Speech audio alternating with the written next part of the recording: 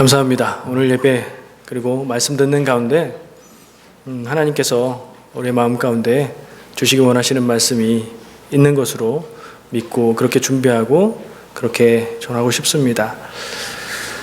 오늘 말씀의 제목을 저는 그분이 일하시는 방법이라고 정해봤습니다.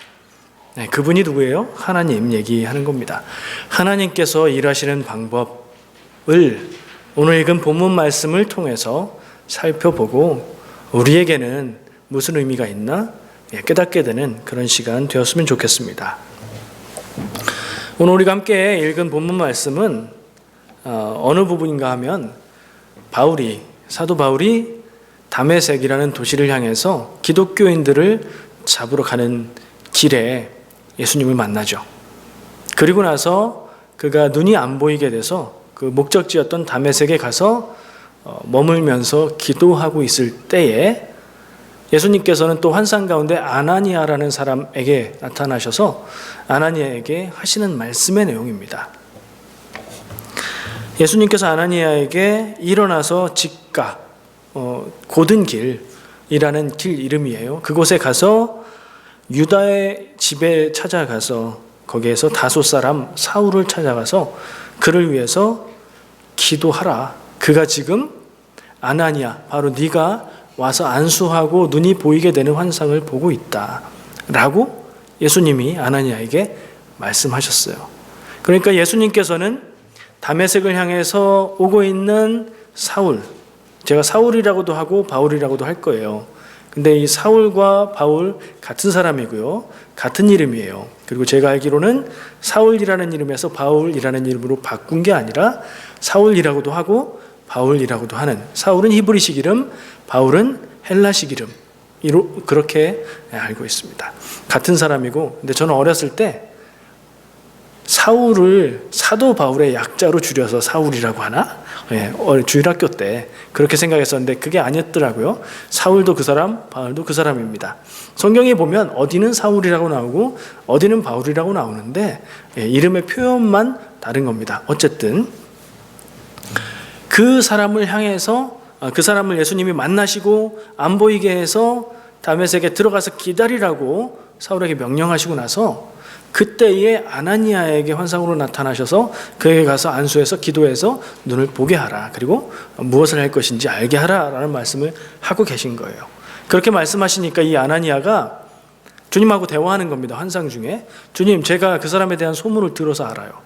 그 사람을 모르지만 소문을 들었어요. 그 사람은 예루살렘에서도 주님을 믿는 사람들에게 적지 않은 해를 끼쳤다 라고 말하지만 적지 않은 게 아니라 기독교인들, 유대인의 입장에서 보면 이단입니다. 이 사울은 열렬한 유대교인이에요. 아주 열정적인 유대교인이라서 이단적인 사상을 전파하는 그리스도인들을 잡아서 가두고 죽게 하는 일을 했던, 그러니까 기독교인들을 박해했던 사람이었어요.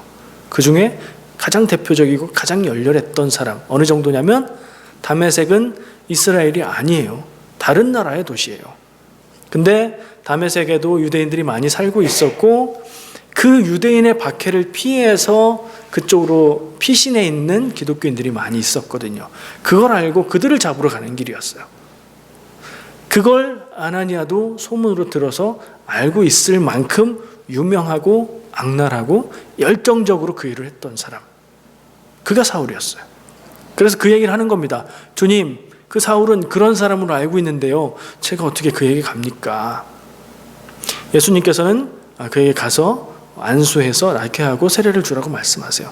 그래서 아나니아는 사울에게 가서 만나고 두렵고 떨리고 불안하는 마음도 있었겠지만 주님의 명령에 의해서 그에게 안수해서 눈에서 비늘 같은 것이 벗겨지면서 눈이 보게 되고 그를 세례를 주어서 믿음 안에서 거듭나게 하고, 사도 바울은 또한 시간을 가지면서 회심하는 체험을 거쳐서 복음의 전도자로 변하게 됩니다.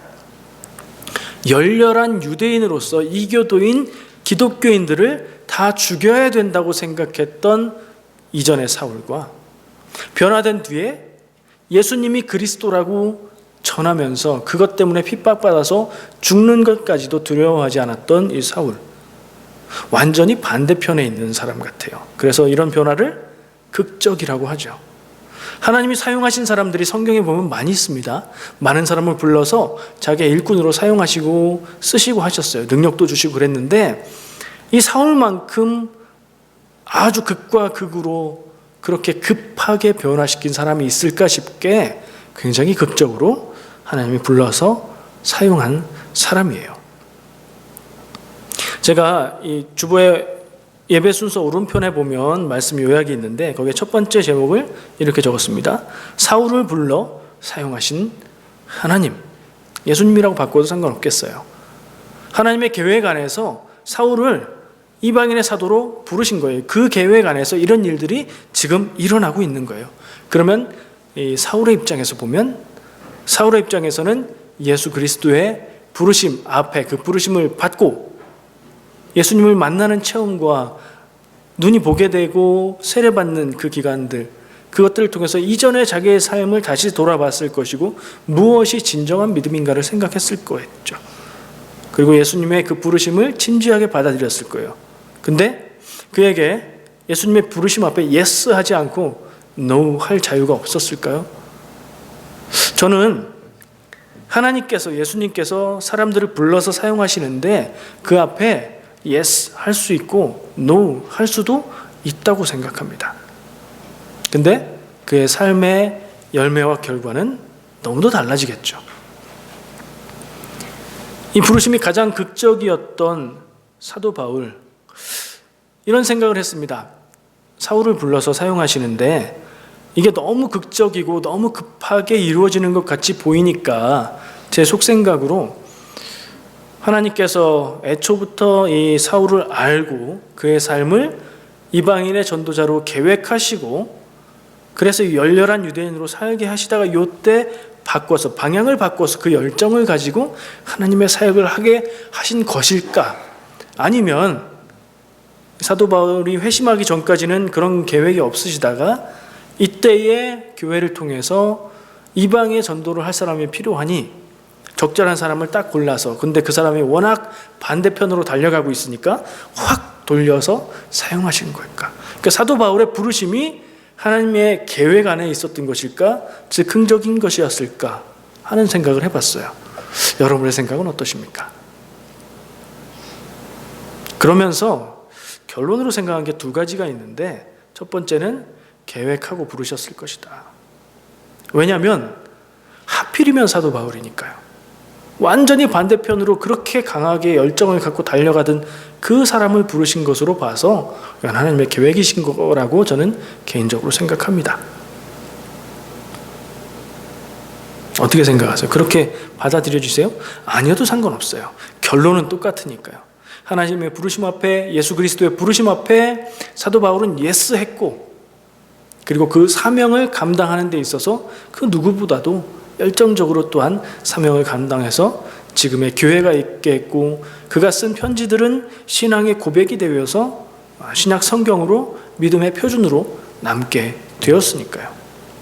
즉흥적이었던, 계획하셨던 별 차이는 없는 것 같아요. 그런데 생각해 볼 때 계획하셨던 거라고 저는 받아들이고 싶어요.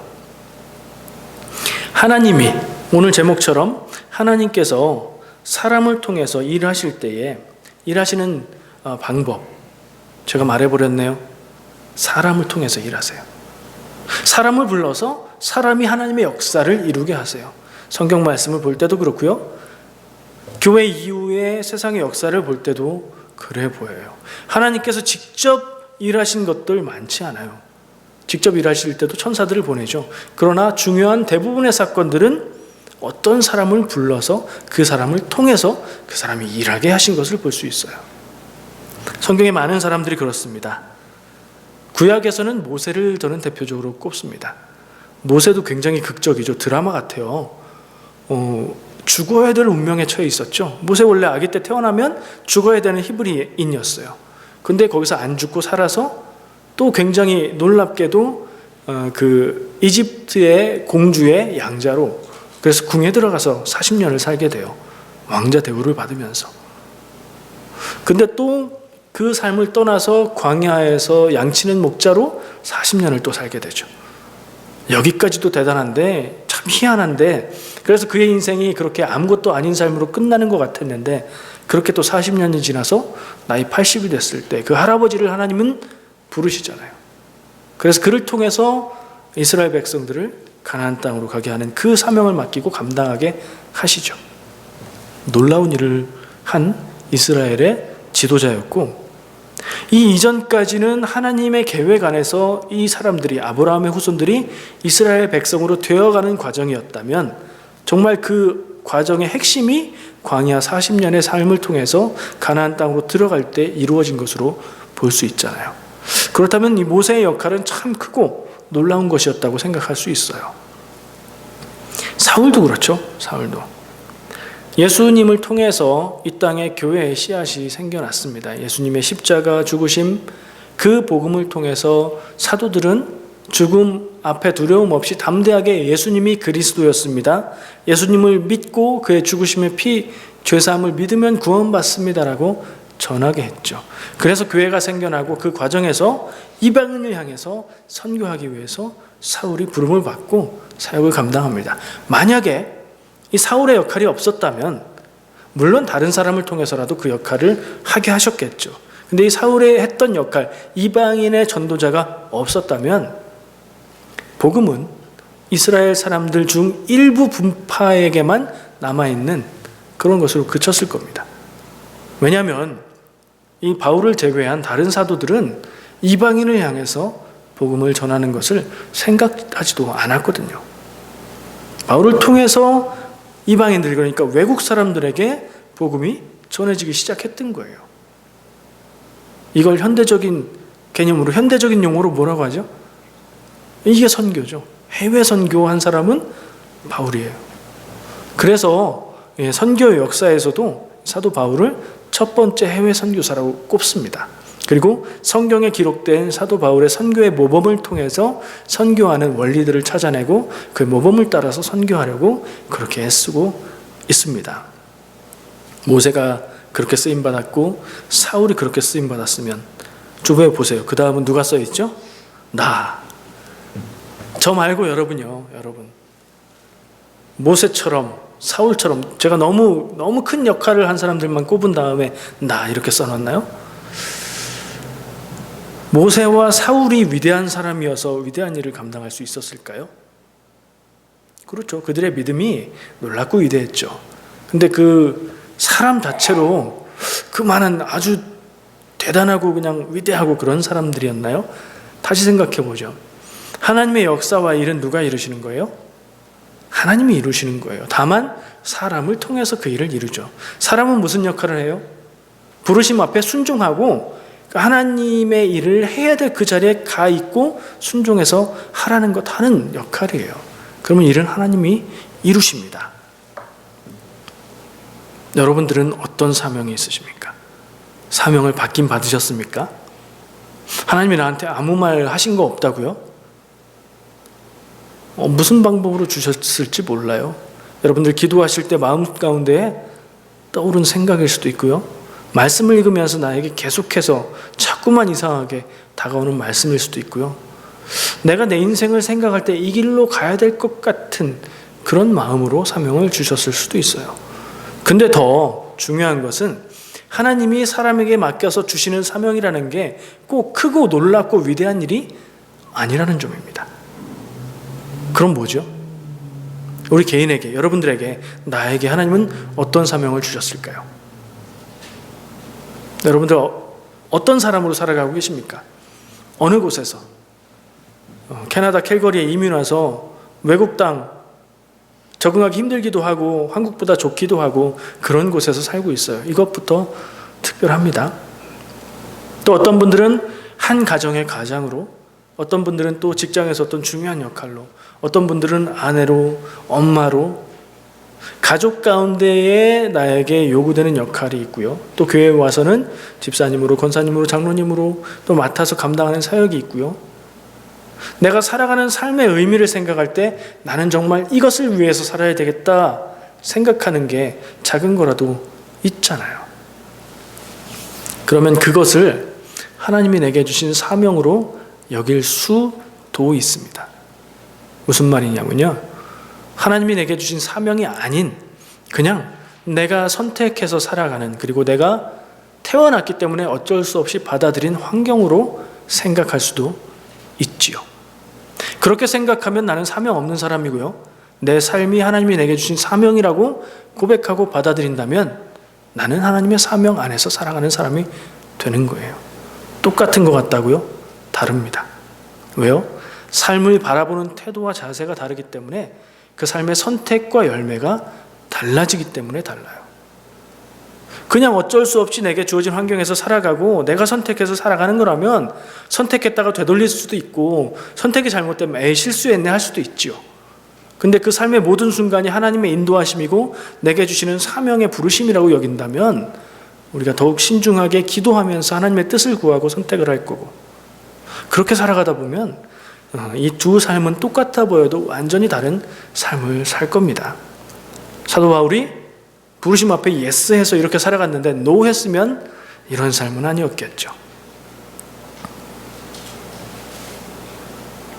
하나님이 사람을 쓰실 때에, 사람을 통해서 일을 하실 때에 사용하시는 방법이 또 하나 특징적인 게 있어요. 하나님은 전지전능하시죠. 무엇이든 하실 수 있어요. 그래서 어떤 사람을 부르시든 하나님이 원하시는 방법으로, 하나님이 택한 사람들을 하나님이 원하는 모습으로 쓰실 수 있어요. 근데 성경 말씀에 하나님의 쓰임을 받은 사람들의 모습을 보면 각각 너무나 달라요. 오늘 본문 말씀 주변에 나오는 사람들을 한번 볼게요. 바나바라는 사람이 나옵니다.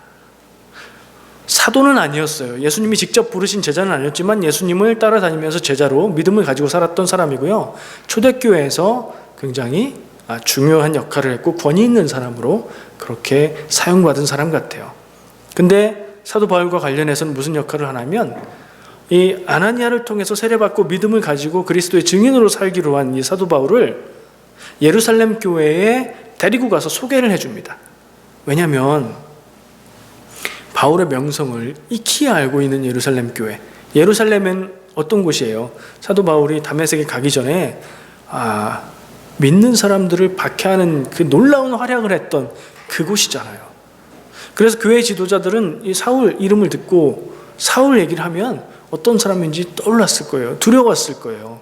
그 사람이 예수님 만나고 회심했고 주님의 증거자로 있다고 얘기를 들어도 믿을 수가 없어요. 근데 바나바가 그때 사울을 만났고 그의 믿음의 고백들, 그의 회심의 체험들을 믿고 그것을 예루살렘 교회의 지도자들에게 그 사울을 소개하는 역할을 해줘요. 그리고 바나바는 또 교회 안에서 많은 큰 역할들을 하는데요, 오늘 말씀 근처에서는 이런 중재자의 역할로 큰 역할을 합니다. 아까 사도 바울이 없었다면 했는데, 사도 바울이 있었어도 바나바가 없었다면 또 교회의 상황은 다르게 흘러갔을 거라고 생각이 돼요. 사울도 마찬가지예요. 사울은 정말 독특한 하나님 앞에 쓰임을 받았어요. 혼자서 사역을 했는데 수십 년에 걸친 사역을 통해서 유럽 세계의 많은 나라들 가운데 교회를 세우고 개척을 하고 그 교회를 돌보는 사역들을 했어요. 근데 쓰임받은 역할과 그들이 했던 사역의 모습은 너무나도 다릅니다. 베드로는요, 사도들 가운데 수제자로 인정받았고 교회에서도 거의 리더의, 사도들 가운데서도 리더로 꼽혔던 베드로, 그는 어떤 사역을 했죠? 많은 사역을 했어요. 예루살렘 교회의 주역으로 유대인들을 향해서 복음을 전하는 사역을 했어요. 그의 사역의 대상들은 유대인이었습니다. 그가 이방인들이 회심하고 성령 받는 것을 보고 그것을 인정하고 그러기도 했지만, 그럼에도 불구하고 그는 유대인들을 향해서 주된 사역을 했어요. 쓰임받은 것이 달라요. 역할만 달랐을까요? 그들이 사역하는 모습도 달랐어요. 왜 달랐죠? 사람이 어떤 일을 하는데 일하는 모습이 왜 다르죠? 사람이 다르니까 다르죠. 어떤 사람은 어떤 일을 할 때 굉장히 힘있게 사람들을 막 끌고 가면서 일하기도 하고요, 어떤 사람은 혼자만 열심히 일하기도 하고요, 어떤 사람은 말을 통해서 사람들을 설득하면서 천천히 일을 하는 사람들도 있죠. 사람마다 달라요. 성품이 다르고 성격이 다르고 인격이 달라요. 일하는 방법이 달라요. 잘하는 강점이 달라요. 그러면 반대로 약점도 각각 다르죠. 하나님은 이런 사람들을 생긴 대로 있는 그대로 쓰셨어요. 사도 바울은 열정적으로 일하게 쓰셨고, 베드로는 또 바나바는 또 어떤 사람은 또 그가 가지고 있는 그 사람의 개인의 개성대로 사람들을 사용하셨어요. 그런데 더욱 주목해야 될 것이 하나 있는데, 하나님은 사람들의 약점을 통해서도 일하셨다는 거예요. 우리가 나 자신을 생각할 때, 내가 사명받은 사람이라고, 내 인생에 있어서 하나님의 사명받은 사람이라고 생각할 때 나는 잘하는 것이 있고 못하는 것이 있죠. 못하는 것이 약점이라고 하면 하나님은 내 약점을 통해서도 일하신다는 거예요. 성경에 많은 사람들의 약점이 약한 것으로 드러날 그때에 하나님께서는 그들에게 능력을 허락하셔서 더 그것을 강점으로 사용하면서 일하셨죠. 그러니 내 안에 있는 것들 중에 내가 잘한다고 생각하는 게 결코 강점이 아닐 수도 있고, 내가 약하다고 생각하는 것이 결코 약점이 아닐 수도 있어요. 내가 잘하는 것, 그러니까 나에게 플러스가 되는 것, 나에게 마이너스가 되는 것이 정해져 있지 않다는 얘기입니다. 하나님이 쓰시면 그것이 능력이 될 것이고, 하나님이 그거는 나중에, 그러면 그때 사용되지 않는 능력이 될 수도 있겠지요. 더불어서 하나님은 사람을 쓰시는 데에 있는 그대로 쓰시지만 그 사람이 가진 모습만을 가지고 사용하시지는 않습니다. 하나님의 교회를 위해서, 하나님의 일을 위해서 사람이 일을 할 때 하나님은 그에게 선물을 주세요. 은사를 주십니다. 은사가 영어 단어로 gift라고 되어 있어요. 그냥 성령의 뜻에 의해서 그 사람에게 필요한 사역을 감당하는 데 필요한 은사들을 성령님이 주십니다. 말씀의 지혜 있는 것으로, 또 일을 잘하는 것으로, 또 기타 등등의 여러 가지 은사를 하나님이 허락해 주셔서 그것을 가지고 일하게 하시죠. 여러분들은 무엇을 가지고 일하시고 하나님 주신 은사는 무엇입니까? 내게 주신 삶을 그냥 내 마음대로 살아가는 삶으로 여길 때는 그것이 어떻게 쓰이고요? 내 삶을 하나님이 주신 사명으로 여길 때는 그것들이 어떻게 쓰일까요? 하나님이 우리를 불러서 사람을 통해서 하시는 일, 그것이 바로 선교가 된다고 저는 믿습니다. 선교라는 영어 단어 한번 떠올려 보시죠. 미션이죠. 미션 영화 많이들 아실 거예요. 굉장히 오래된 영화라 영화는 못 본 분들이 있을지라도 그 영화에 나왔던 음악은 또 기억하실 거예요. 가브리엘 소보에라고 이름 붙어 있는 그냥 연주곡이에요. 요즘에는 그 곡에 가사를 붙여서 부르기도 하죠. 모르세요? 아시면 제가 부르기는 좀 그렇고요. 예, 아실 거라고 생각해요. 미션, 그게 선교입니다. 근데 미션이라는 말은 성경에서 나온 말은 아니에요. 그 어원이 라틴어에 있어요. 라틴어인데 미토라는 단어예요. 미토. 그리고 그 어원 단어의 뜻은 보낸다, 파견하다 이런 의미예요. 그러니까 보내고 파견하는 건 여러 가지 의미로 생각할 수 있죠. 어떤 외교 관계에 있어서 대사 이런 것도 보내고 파견하는 것일 거고, 어쨌든 보낸다, 파견한다는 의미에 맞는 사람을 보낸다는 얘기는 뭔가 할 일이 있고 목적이 있어서 보내는 거겠죠. 그 의미가 또 같은 어원을 가지고 있는 영어 단어에서 드러나는데, 미슬이라는 단어 아시죠? 미사일. 빵 쏘면 가서 딱 맞아서 팍 터지는 거요. 미슬의 목적이 있죠. 타겟이 있잖아요. 미사일을 쏘는데 그냥 아무데나 쏘는 게 아니잖아요. 그걸 쏠 때는 강력한 힘을 가지고 그 목적을 파괴하기 위해서 쏘는 거죠. 이런 파괴적인 의미는 없지만 이 미션에는 누군가를 무슨 일을 위해서 목적을 가지고 보낸다는 뜻이 있는 거예요. 그래서 이런 어원의 뜻을 가지고 생각해 볼 때 넓게 생각하면 선교는, 미션은 하나님께서 목적이 있어서 사람을 불러서 보내신 그 일, 그것이 선교죠. 여러분들도 다 거기에는 해당이 돼요. 하나님이 여러분을 통해서 하실 일이 있으셔서 여러분들을 지금 여러분들 되게 하셨고, 지금 이곳에 있게 하셨고, 지금 우리 교회에 있게 하셨고, 여러분들 직장에 있게 하셨고, 거기에서 공부하게 하셨고, 그 일을 하게 하신 거예요. 그 뜻 안에서 우리가 하나님의 사명을 가지고 살아가면 하나님이 보내신 임무를 감당하는 선교사인 거예요. 넓은 의미에서 보면 믿음 있는 사람들은 모두 다 삶 가운데에 보내진 선교사입니다. 깜짝 놀라셨어요? 모르셨어요? 들어본 얘기예요? 그걸 그렇게 받아들이고 살아가는 것이 더 중요합니다. 근데 좁게 생각하면 우리가 생각하는 선교의 의미예요. 특정한 목적, 복음 전하는 목적이 있어서 사람을 보내세요. 하나님이 사람을 불러서 마음에 알 수 없는 감동을 주시고 마음에 어떤 나라를 품게 하시고 어떤 종족을 품게 하셔서 안 가고는 견딜 수 없어서 필요한 것들을 준비해서 그곳을 향해서 떠나가는 사람들, 선교사들을 통해서 그 땅과 사람들을 복음을 전해서 복음을 알게 하고 구원받게 하는 일에 사용을 하세요. 그게 좁은 의미의 선교가 되겠지요. 선교의 이런 정의에 따라서 선교는 어떻게 이루어지죠? 넓은 의미에서는 교회에서 하나님의 뜻에 따라 하는 모든 일이 선교지만 좁은 의미의 선교에서는 다른 해외에, 다른 나라에, 다른 문화권에, 다른 타 종교권에, 그리고 복음을 들어보지 못한 미전도 종족이라고 말합니다. 그들에게 가서 복음을 전하는 사역이 선교 사역이 되는 겁니다.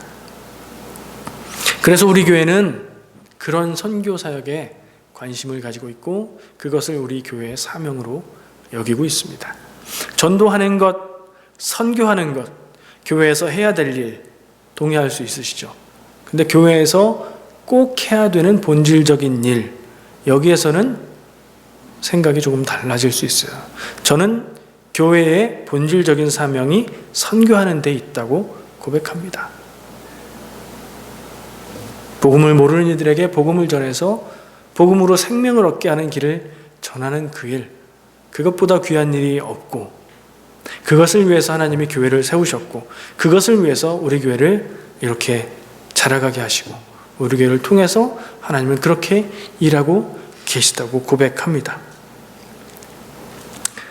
슬라이드를 계속 맞춰서 따라오셨는지 모르겠는데요. 지금 이 뒤에 있는 슬라이드 넘겨줘 보세요. 아유, 글씨가 보이실래나. 제가 좀 만들어 봤습니다. 선교 사역의 다양성이 있고 구분해야 될 부분이 있어요. 제가 화면을 보면서 말씀을 드려야 돼서 이렇게 좀 돌겠습니다. 기간에 따라서 선교 사역을 구분하기도 합니다. 우리가 여름에 일주일 정도 선교지에 가서 사역하는 거 뭐라고 하죠? 단기 선교라고 합니다. 근데 보통은 1년까지도 단기 선교로 봅니다. 그리고 1년을 넘어서 수년에 걸쳐서 사역을 하면 중기 선교라고 부르기도 하고 또 평생에 걸쳐서 사역을 하고 헌신을 하고 그러면 장기 선교라고 부르죠. 기간에 따라서는 그렇게 구분을 하고요. 선교사의 직책에 따라서 구분을 또 합니다. 선교사님들 보면 대체로 목회자들이 많이 있습니다. 근데 목회자 아닌 분들도 있어요. 평신도로 헌신해서 선교사를 하시는 분들이 계세요. 보통은 어떤 선교단체나 어느 교회에서 파송받아서 사역을 감당하죠. 그리고 평신도의 경우에는 목회자로 사역을 감당하는 게 아니기 때문에 어떤 특정한 전문적인 사역을 가지고 사역지에 가서 사역을 합니다. 그래서 학교를 세워서 교육 사업을 하면서 사역을 감당하기도 하고 뭐 그런 목회자는 목회의 일밖에 모르지만 평신도들은 자기의 각자의 삶의 전문적인 분야가 있기 때문에 그것으로 일을 하면서 복음을 전하는 그런 사역을 해요. 직책에 따라서는 그렇게 목회자인 사역자들과 선교사들과 평신도 선교사로 나눌 수가 있습니다. 사역의 내용에 따라서는 사역의 내용이 뭐 저기에 써 있지만 꼭 저것에 한정된 게 아니에요. 복음을 전하고 믿음을 통해서 구원받게 하는 게 최종 목표인데 그 목적을 가지고 어느 땅에 갔을 때에 그것을 실현하기 위해서 해결해야 될 과제들이 많이 있어요. 너무 가난해서 먹고 사는 것이 문제인 사람들 앞에 갔을 때는 그들을 먹고 사는 것을 도와주는 게 사역이 될 수 있어요. 그 일을 통해서 복음을 전하기도 하고요. 교육이 필요한 곳에서는 교육을 통해서 그 사역을 감당하고 의료가 필요한 곳에서는 의료 사역을 통해서 하죠. 한국에 복음이 전해질 때 역시 똑같은 그런 모습을 통해서 전해진 것을 우리가 알 수 있고요. 우리가 세계 여러 곳에 나가서 사역하시는 선교사님들의 사역 보고를 들어보면 정말 다양하게 사역하시는 모습을 볼 수가 있어요. 선교사가 왜 저런 일을 하지? 하는 일조차도 그곳 현지에서는 꼭 필요한 일이기 때문에 그렇게 사역하는 것을 볼 수 있습니다. 그 다음에 BAM이라고 써놓은 약자예요. BAM, Business as Mission. 사업을 하는데 그 사업이 선교가 되는 그런 사업이에요. 예를 들어서 제가 써놨죠. 기썸. 지난번에 우리 버섯 판매합니다 광고했던 데 있잖아요. 이 캐나다 원주민들이 삶이 자립되지 않는 이들을 위해서 원주민 마을에 들어가서 기업을 설립해서 여러 가지 버섯들을 판매하는 일을 돕고 그것이 이루어질 수 있도록 해요. 그 사역은 김진수 장로님이라는 분이 하시는데, 그분의 최종 목적은 사업을 키워서 이익을 얻는 게 아니라 그 사업이 잘 되게 하고 원주민들 중에 그 사업을 맡아서 운영할 수 있는 사람을 찾아서 운영자로 세우는 것이 목적이라고 해요. 이 비즈니스 as 미션, 뱀의 모델 가운데도 여러 가지 형태가 있을 거예요. 근데 예로 우리가 알고 있는 비즈니스를 들어드렸습니다. 종교 환경에 따라서도 많은 차이가 있어요. 금방 떠올릴 수 있는 게 기독교 선교를 금지하는 나라가 있고요, 금지하지 않는 나라가 있죠. 그곳에 들어가서 할 수 있는 사역에는 큰 차이가 있겠죠. 타종교권, 이슬람이나 힌두교나 다른 종교가 너무 강성해서 그곳에서 복음 전하는 게 선교를 금지하지는 않지만 거의 비슷한 핍박을 받는 경우도 있어요. 자유롭게 선교할 수 있는 나라도 있어요. 그것에 따라서, 그 환경에 따라서 선교의 모습도 바뀌게 되겠죠. 특별한 목적이 있는 선교도 있어요. 성서 번역이 그런데요, 세상에 많은 종족들이 있고 많은 언어가 있어요. 그리고 어떤 종족들은 말만 가지고 있지 문자가 없는 경우도 있어요. 그런 모든 종족에게 성경을 번역해서 보급하려면 인구가 많지 않은 문자를 가지고 있는 종족들에게 다 번역을 해서 해줘야 되는데, 아직도 모든 그 언어로 성경이 번역이 되지 않았어요. 거기에 중점을 두고 사역을 하는 경우도 있죠. 특별한 경우죠. 최종 목적은 예수 그리스도의 복음을 전해서 구원받게 하는 것이라는 점에서는 다 똑같은데, 그래서 이런 많은 차이들 때문에 선교의 사역의 모습이 너무나 다양하게 나타난다는 것을 우리가 이해를 해야 됩니다. 선교지에 한 군데 가서 보면 그 선교지의 선교에 대해서 대략 이해를 할 수 있어요. 근데 그 이해를 가지고 또 다른 선교지에 적용을 하면 상황이 다르기 때문에 이해가 안 되는 부분도 있거든요. 그래서 그런 다양성을 이해해야 된다는 설명을 지금 제가 그렇게 하고 있습니다. 다음 장 넘겨줘 보세요. 선교지 소개하는 페이지가 2장이 있습니다. 지금 쭉 눈으로 읽어보시고요. 좀 시간이 되면 다음 페이지도 보여주시고요. 저 뒤에 안내석에 제가 여기에 기록된 선교지들을 소개하는 간단한 문서를 만들어서 인수해 놨어요. 우리가 기억하고 있기로는 예전에 우리 교회에서, 지금도 기억하고 있고 기도하고 있지만 재정 후원을 하던 교회가, 선교사들이 있습니다. 그 지역들이 있어요. 꼽아보면 북한, 김재열 선교사님을 통해서 후원을 했었죠. 그리고 중국의 김하원 선교사님이 있었고요. 인도의 2분, 함경식 선교사님, 조은호 선교사님이 있었어요. 그분들하고 제가 연락을 시도해서 대부분의 경우 회답을 받았고 연결이 됐어요. 그래서 할 수 있으면 다시 그 선교 사역들을 위해서 다시 재정 후원을 하려고 오늘 결단을 하자고 하는 겁니다. 그리고 그 외에 우리가 예전에 하지 않았던 지역들이 지금 소개가 돼 있죠. 제가 얼마 전부터 속회를 다시 조직하고 우리 교회에서 속회를 통해서 사역을 하면서 특이한 미션을 하나 드렸어요. 선교지를 찾아서 연결하고 후원하도록, 교회에서 후원하는 곳 외에 다른 선교지들을 후원하시도록 그렇게 부탁을 드렸어요. 그리고 이것을 단번에 정하지 마시고 의논하는 것을 통해서 찾고 정하시라고 그랬죠. 속회에 추천해 드리는 거예요. 제가 5곳을 추천한 것 같은데, 물론 꼭 필요한, 후원이 필요한 사역지도 있을 거고 여러 가지 있을 테지만 제가 알고 그리고 여러 경로로 접해진 그런 곳들입니다. 뒤에 보시면 딱 한 부씩 자료가 인쇄되어 있어요. 속회에서 한 군데씩 골라 잡으셔야 됩니다. 그 자료를 딱 골라 잡으시고 그곳을 우리 속에서 후원하는 것으로 하자 하면서 의논하시면 되고, 여기 말고 다른 데는 없어요 그러면 이미 다른 속에서 가져갔을 거 아니에요? 남아있는 게 있을 수도 있고, 남아있는 곳을 볼 수도 있고, 다른 속하고 봐서 우리 바꾸지 않을래요? 이렇게 할 수도 있어요. 그런 의도로 한 군데만 선택하시라고. 그러나 꼭 이 추천한 선교지만 해야 되는 건 아니에요. 이 외에 다른 것도 속에서 찾아서 연결하셔도 좋습니다. 다만 추천해 드리는 거예요. 넘어갔네요. 기억에 의존해서 얘기해 볼게요. 말레이시아에서 사역하시는 김혜영 목사님, 선교사님인데 여자분이 아니라 남자분이에요. 제 학교 후배입니다. 여자분 이름 같아서. 그리고 게다가 키도 엄청 크고 외모도 마치 강한 동물처럼 생기셨어요. 그런 분이 소개되어 있고요. 박준선 장로님을 통해서 알게 된 남아프리카 공화국의 스텔론보시라는 도시에서 사역하시는 김완용 선교사님이 있어요. 그분은 다리 밑에서 살고 있는 빈민들을 위해서 사역을 하고 있습니다. 그리고 태국에서 사역하시는 조요나 선교사님이 있어요. 이분은 조선순 자매가 추천을 했어요. 그곳에 다녀온 적이 있대요, 선교지에. 그래서 제가 찾아봐서 정보는 많이 찾을 수 없었어요. 몇 장 사진을 찾아서 인수해 드렸는데, 궁금하신 것은 조선순 자매에게, 지금 한국 가 있는데 카카오톡 같은 메시지를 통해서 확인할 수 있을 것 같아요. 어디가 빠져있죠? 또 얘기 좀 해주세요. 네, 이거 첫 페이지 다 얘기했네요. 캐나다 원주민 사역을 하시는 분들이 많이 있어요. 캐나다 원주민 사역에 대해서는 뭐 기회가 되면 또 길게 얘기할 수 있는데, 어쨌든 멀지 않은 이 알버타 지역에 있는 새들레이크라는 지역에서 거주하면서 사역하는 평신도 청년 선교사님이 있어요. 그곳에 살면서 거기에서 피트니스 센터를 운영해서 젊은 사람들을 만나고 음악, 기타 가르치는 레슨을 하기도 하고 바이블 모임, 성경 공부, 바이블 스터디 모임을 통해서 만나기도 해요. 그분도 제가 추천을 해봤고요.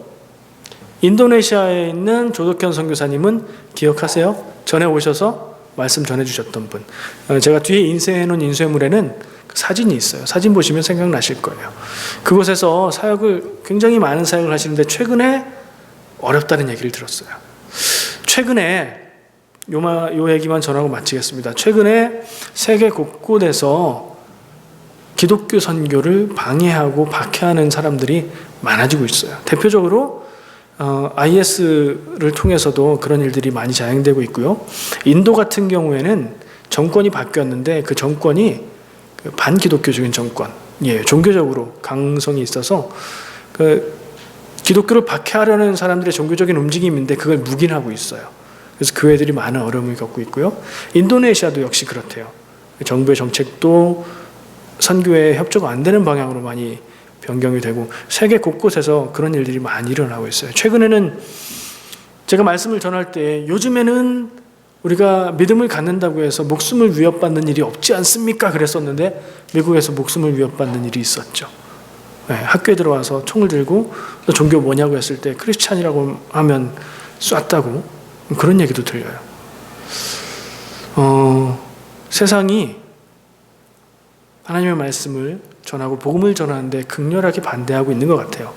이때 우리가 선교의 일들을 후원하는 것이, 그리고 우리가 기도로 후원하고 물질로 후원하고 또 가능하면 선교지에 직접 가서 헌신하는 것이 얼마나 귀한 일인가 다시 생각하게 됩니다. 기도하겠습니다.